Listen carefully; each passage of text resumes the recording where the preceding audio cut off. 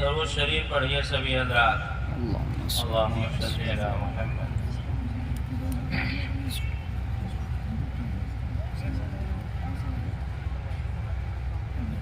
اور مفتی صاحب سے میری گزارش ہے کہ 1 گھنٹہ کم سے کم چاہیے۔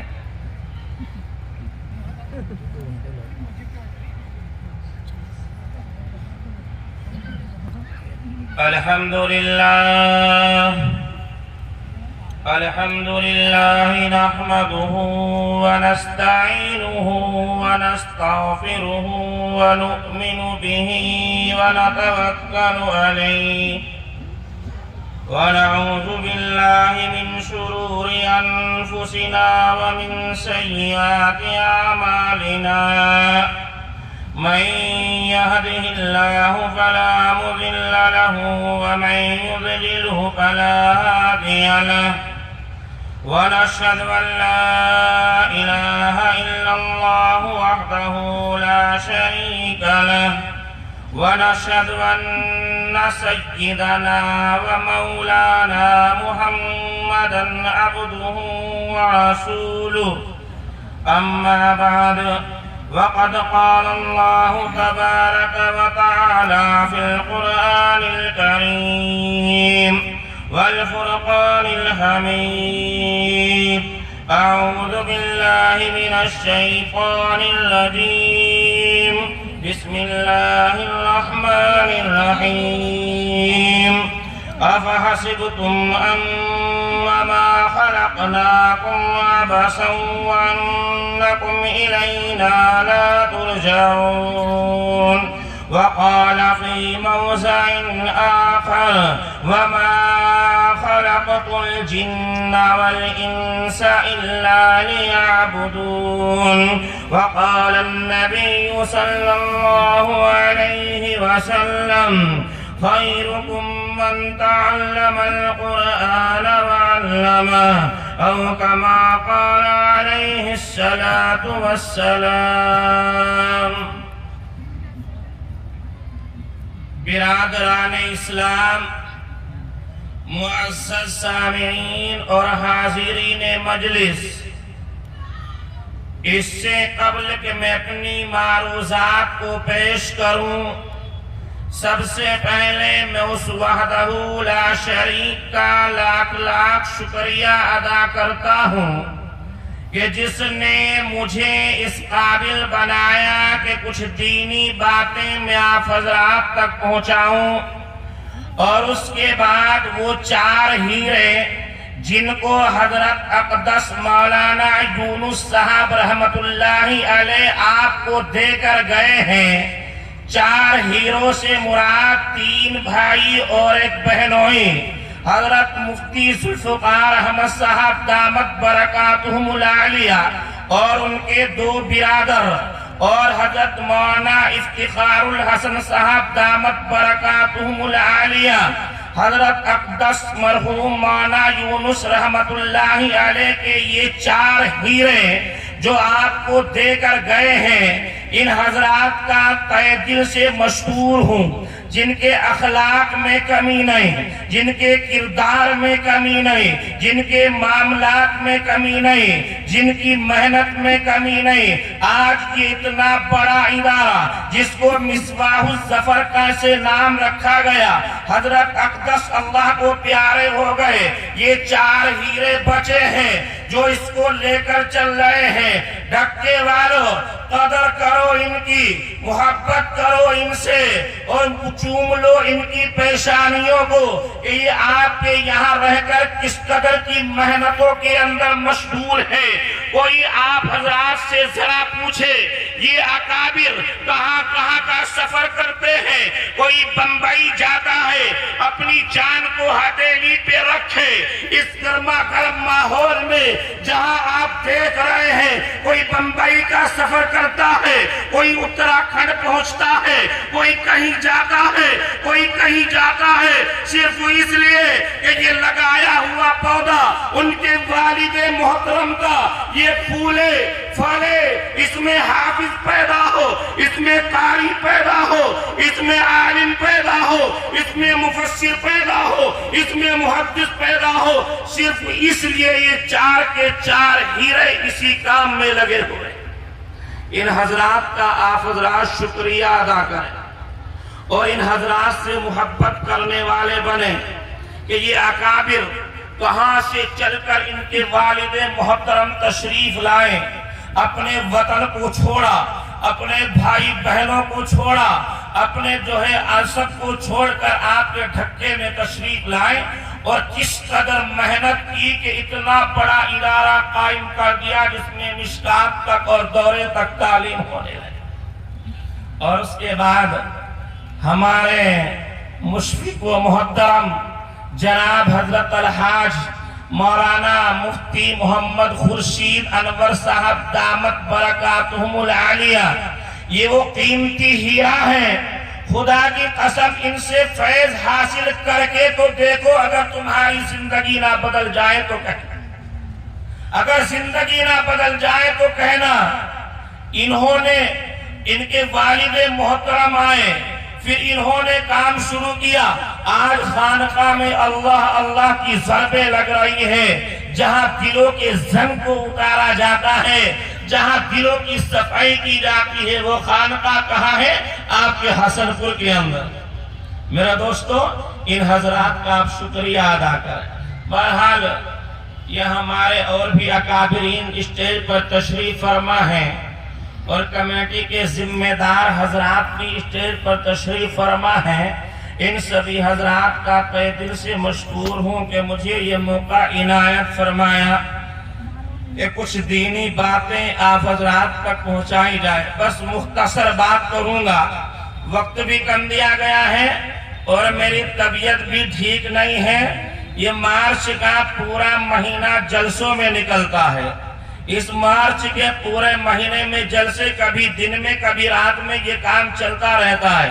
تو میرے دوستو، مختصر بات کر کے بات کو ختم کر دوں گا۔ گزارش کرتا ہوں ان لوگوں سے، اللہ کا واسطہ دے کر کہتا ہوں ان سے کہ مسلمان اور اسلام کا مطلب ہے ماننا۔ یہ جو دروازے پر کھڑے ہوئے ہیں یا دائیں بائیں کھڑے ہوئے ہیں، طالب علم ہو یا گاؤں بستی کے ہو، ان سے گزارش یہ کرتا ہوں کہ وہ پنڈال میں تشریف لے آئیں اور پنڈال میں آ کر بیٹھے۔ کھڑا ہونا اچھی بات نہیں ہے، آپ کھڑے نہ ہو، یہاں جگہ خالی پڑی ہے، آپ آ کر بیٹھ سکتے ہیں۔ میں کتنی دور سے آپ حضرات کی خدمت میں آیا ہوں، تقریباً مجھے 4 گھنٹے آنے میں لگے ہیں جہاں سے میں آیا ہوں، اور تقریباً 250 کلومیٹر ہماری گاڑی چلی ہے، وہاں سے آپ حضرات کی خدمت میں آیا ہوں۔ برائے کرم آپ اتنا تو کریں کہ بیٹھ کر جو میں بات بتانا چاہتا ہوں وہ سن لیں۔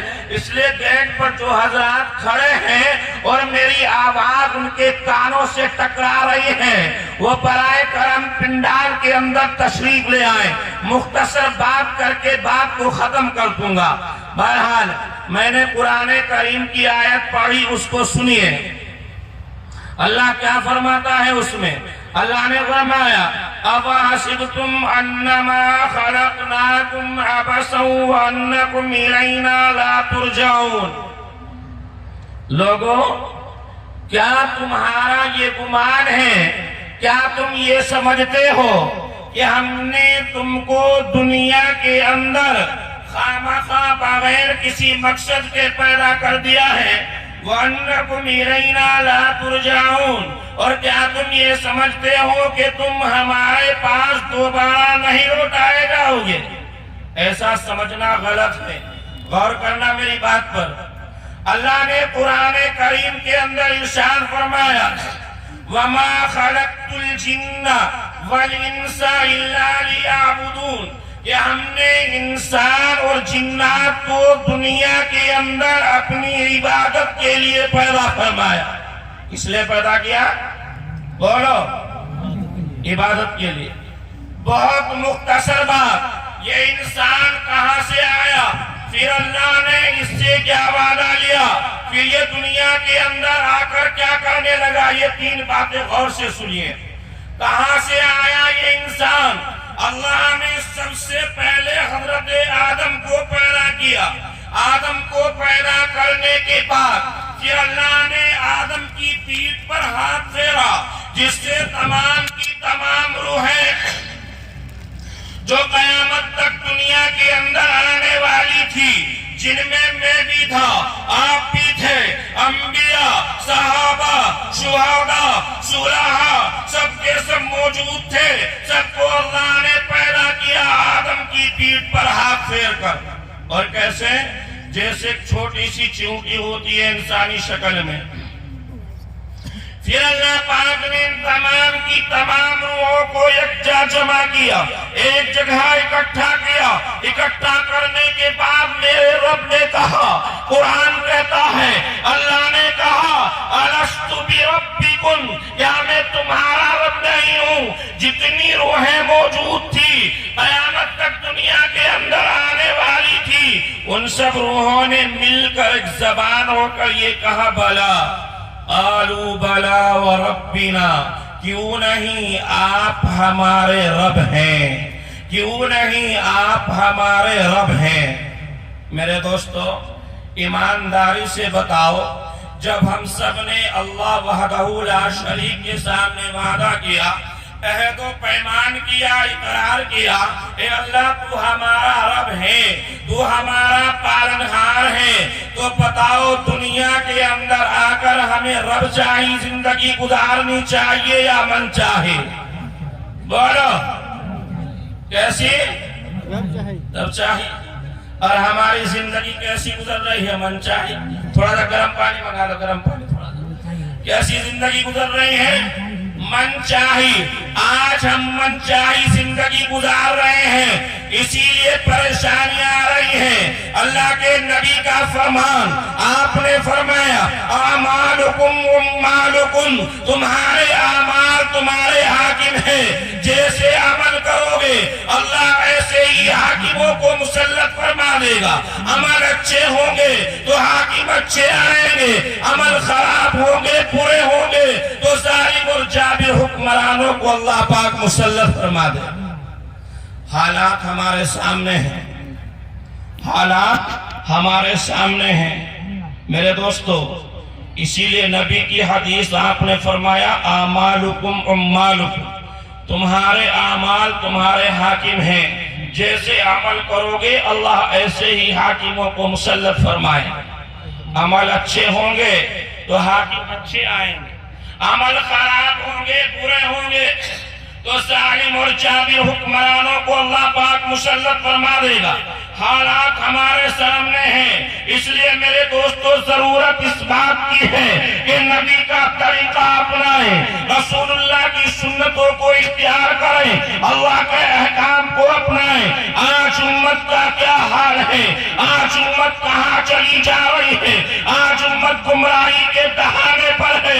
نبی کی سنتوں کا جنازہ نکل رہا ہے اور ہم تماشائی بنے دیکھ رہے ہیں.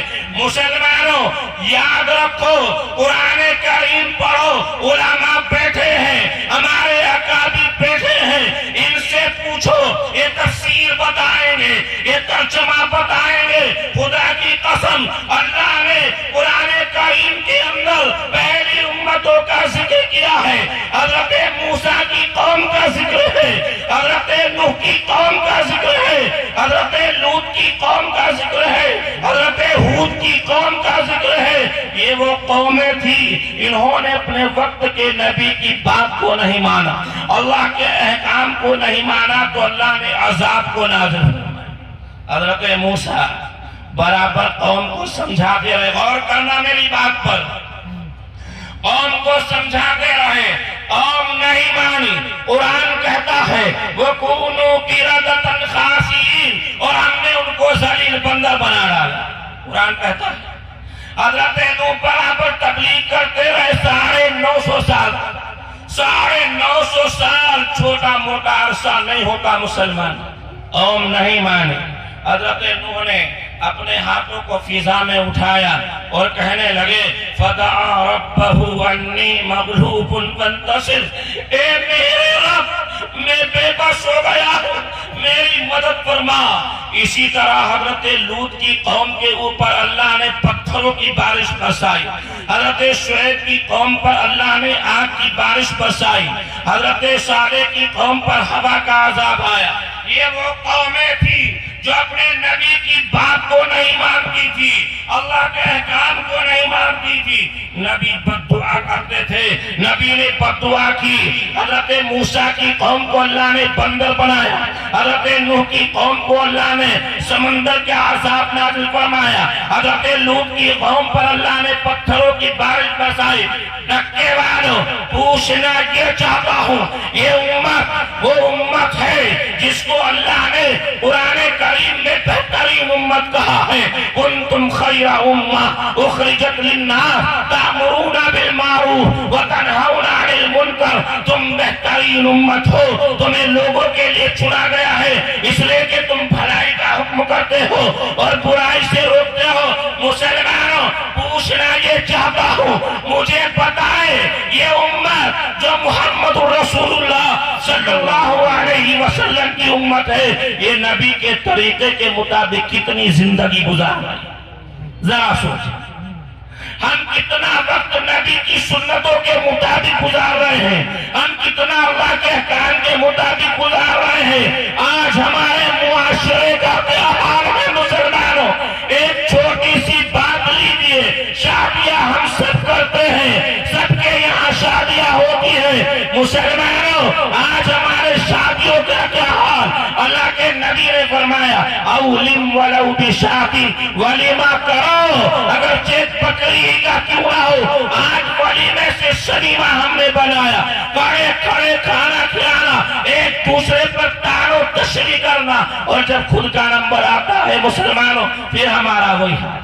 گزارش کرتا ہوں، حالات بڑے نازک ہیں، خدا کی قسم اتنے نازک حالات چل رہے ہیں ہم ان کو بیان نہیں کر سکتے، ہم بیان نہیں کر سکتے، اس لیے نبی کے طریقے پر آ جاؤ، اس لیے رسول اللہ کی سنتوں پر آ جاؤ۔ نبی بد دعا کر رہے ہیں، حضرت نوح نے اپنے ہاتھوں کو اٹھا کر قوم کے لیے بد دعا کی، حضرت لوط جو ہے موسیٰ کی قوم کو اللہ نے بندر بنا ڈالا، حضرت لوط کی قوم پر پتھروں کی بارش برسائی، لیکن تیرا میرا پیارا نبی ذرا اندازہ لگا کتنی محبت کرتا ہے، کیسا نبی ہے، کتنی محبت کرنے والا ہے، اندازہ لگا طائف کا میدان ہے، میرے نبی چاہتے ہیں آئے ہائے کہ طائف میں پناہ مل جائے گی، وہاں کے لوگ مجھے امان دیں گے، لیکن قربان ہو جاؤ رحمت للعالمین کے اوپر، طائف کا میدان ہے، وہاں تین سردار ملتے ہیں،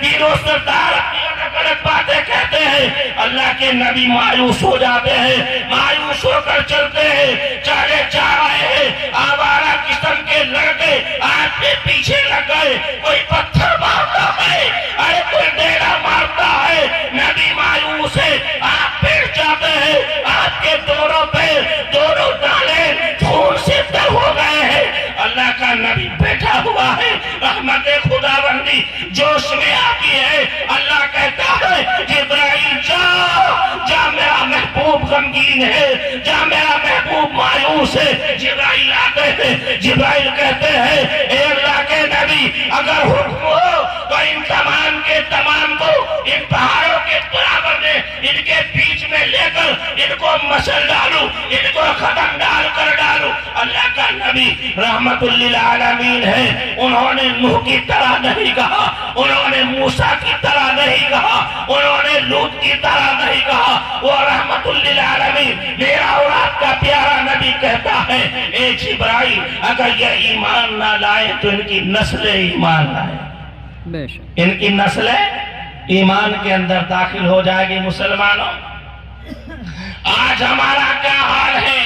ہم نبی سے کس قدر دور، نبی کی سنتوں سے کس قدر دور، آقا کے طریقے سے کس قدر دور، اور نبی کتنی محبت کرنے والے دنیا کے اندر آئے کس لیے؟ میں نے شروع میں بتایا دنیا کے اندر اللہ نے بھیجا عبادت کے لیے، کتنے لوگ ہیں جو نماز پڑھتے ہیں، مسجدیں خالی ہے، جمعہ آتا ہے مسجدیں بھر جاتی ہے، ذرا اندازہ لگائیں کیا یہ رب چاہیے ساری زندگی گزر رہی ہے. نہیں نہیں، نبی کے طریقے کو اپناؤ، رسول اللہ کی سنتوں کو اختیار کرو، اللہ کے احکام کو اپناؤ، نمازیں پڑھو، اللہ کے سامنے یہ پیشانی رگڑو، اللہ کے سامنے رو. خدا کی قسم حالات بدلیں گے، اللہ حالات کو بدلے گا، کایا پلٹے گی، حالات بدلیں گے. یاد رکھیں حضرت مولانا انعام الحسن صاحب رحمت اللہ علیہ حضرت جی فرمایا کرتے تھے حالات سے حالات نہیں بدلتے، حالات تو اعمال سے بدلتے ہیں. اعمال اچھے ہوں گے تو حالات بدلتے چلے جائیں گے، اگر اعمال اچھے نہیں ہوں گے تو حالات نہیں بدلیں گے. اس لیے گزارش کرتا ہوں نبی کے طریقے کو اپناؤ، رسول اللہ کی سنتوں کو اختیار کرو، اللہ کے احکام کو اپناؤ. ایک روایت سناتا ہوں ڈھکے والوں، ایک روایت سن لو. میں نے پانی کہا تھا گرم، اب تک تو آیا نہیں. ایک روایت سن لو، مسلسل جلسے چل رہے ہیں. ایک روایت سن لو، اس کو سنا کر بات کو ختم کرنے کی کوشش کروں گا. کتنی محبت ہے نبی کو، بیٹھ جاؤ نبی کے نام پر بیٹھ جاؤ. کتنی محبت ہے نبی کو، اندازہ لگاؤ. ایک روایت سنا کر بات کو ختم کروں گا. روایت کے اندر ہے حضرت جبرائیل اللہ کے نبی کی خدمت میں آئے. جبرائیل کا چہرہ اترا ہوا ہے، چہرے پر غموں کے آثار ہیں. اللہ کے نبی نے کہا جبرائیل کیا بات ہے، چہرہ اترا ہوا ہے. کہا اللہ کے نبی ہاں، آج اللہ نے مجھے جہنم دکھائی ہے، میں جہنم دیکھ کر آ رہا ہوں، اس لیے میرا چہرہ اتر گیا. اللہ کے نبی نے کہا جبرائیل غور کرنا، میری بات کو غور سے سننا، خدا کی قسم. تیز نہیں پانی. ایک روایت سن لو، اللہ کے نبی نے کہا جبرائیل جہنم کیسی ہے، جبرائیل جہنم کیسی ہے. کہا اللہ کے نبی اللہ پاک نے جہنم کی آگ کو 1000 برس تک دہکایا جس سے وہ سرخ ہو گئی، پھر 1000 برس تک دہکایا جس سے وہ سفید ہو گئی، پھر 1000 برس تک دہکایا جس سے وہ سیاہ ہو گئی. آج جہنم اور اس کی آگ سیاہ ہے اور اس میں وہ اندھیرا ہی اندھیرا ہے. اللہ کے نبی نے کہا جبرائیل جہنم میں طبقات بھی ہے. کہا ہاں، اللہ کے نبی ہاں، جہنم میں 7 طبقے ہیں. کتنے 7 طبقے ہیں. میرے نبی نے کہا قربان ہو جانا نبی کے نام پر، مٹ جانا نبی کے نام پر. نبی نے کہا جبرائیل جہنم میں کتنے طبقے ہیں؟ کہا 7 طبقے ہیں. پوچھا جبرائیل جہنم کے سب سے نچلے طبقے میں کس کو داخل کیا جائے گا؟ کہا اللہ کے نبی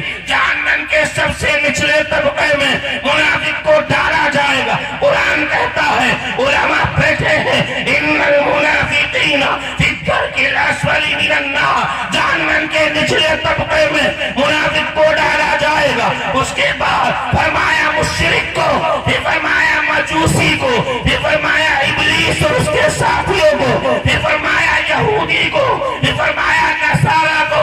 اور ڈھکے والوں روایت کے اندر ہے جب 7ویں طبقے کا نمبر آیا مقرر فرشتہ چپ ہو گیا، جبرائیل خاموش ہو گئے. اللہ کے نبی نے کہا جبرائیل 7ویں طبقے کا حال تو بیان کر، 7ویں طبقے کا حال تو پتا.